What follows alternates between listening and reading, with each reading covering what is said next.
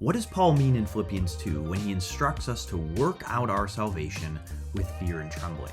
Isn't salvation something once and for all completed in the past? Understanding the New Testament's different tenses of salvation proves helpful here. Using Logos' Smart Search in Bible, we can run a search looking at how the New Testament uses the language of salvation. We see that there are times where, yes, the New Testament speaks of our salvation as something already accomplished, something in the past for the believer. Titus 3, he saved us, past tense. Romans 5, therefore, since we have been justified through faith. But also the New Testament speaks of our salvation as something that is currently ongoing. 1 Corinthians 1:18, for example, says that the message of the cross is foolishness to those who are perishing, but to those who are being saved, present tense, it is the power of God. Finally, there are passages that speak of salvation as something yet to be accomplished, something in the future. 1 Peter 1 speaks of God guarding our inheritance, our coming salvation, ready to be revealed in the last time. Some helpfully break it down this way.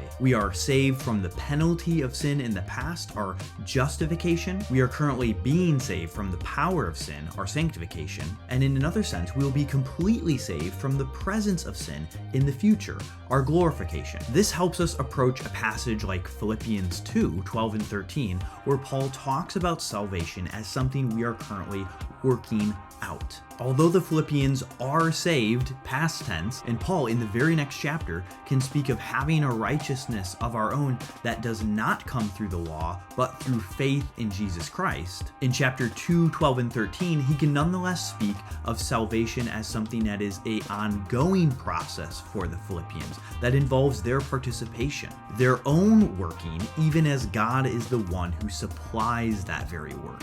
I talk about these things in further detail with Lynn Kohek on What in the Word. Be sure to check out that episode and follow for more on in-depth Bible study.